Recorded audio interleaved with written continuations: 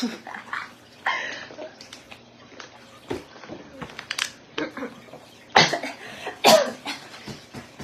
can't work with her. Hi, I'm Nina Solano. And I'm Laura Monroe, and you're watching Fox News. Today we are talking about unemployment and mortgage rates. Also, updates on pay gaps. April employment numbers revealed that the jobless rate has receded to the lowest level in about 5 decades. The average hourly earnings rose at a steady rate of 3.2% over the last year. Inflation is 1.6% below the level of the Fed's aim for. Tax cuts and deregulation are most likely responsible for the strong growth rate. Some partisans would give Trump the glory for this improving economy, and others would argue Obama started this trend.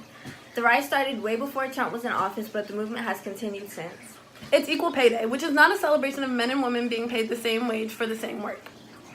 April 2nd is the day when women catch up to what men earned the year before. Women make 80 cents for every dollar a guy in the United States makes. So let's go to Melissa outside the White House protesting this situation right now.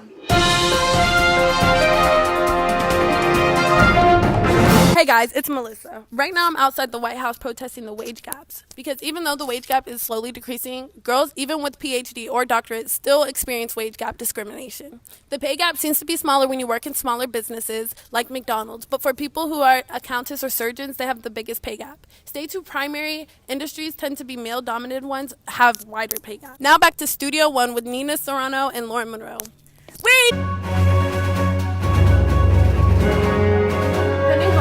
Jumped 3.8% in March, thanks to a big dip in mortgage rates. The number of contracts signed by house shoppers was higher than the analysts at the National Association of Realtors predicted.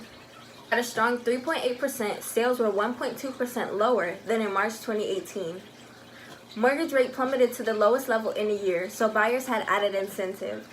Though they got additional purchasing power when the average rate on the popular 30-year fixed mortgage topped 5% in November, but dipped to 4% in March. The supply of homes for sale increases. The shrinking price gains could help if rates stay low. Job search in April, unemployment rate falls to the lowest since 1969.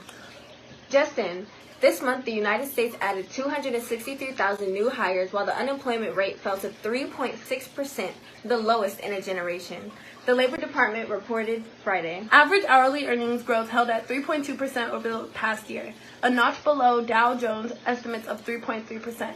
The monthly gain was 0.2% below the expected 0.3% increase, bringing the average to $27.77.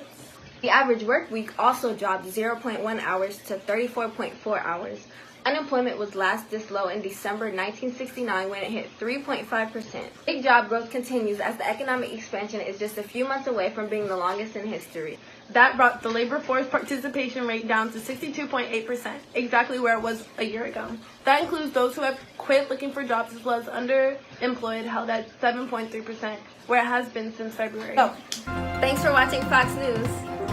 Tune in every day at 6 a.m. for more daily updates from us.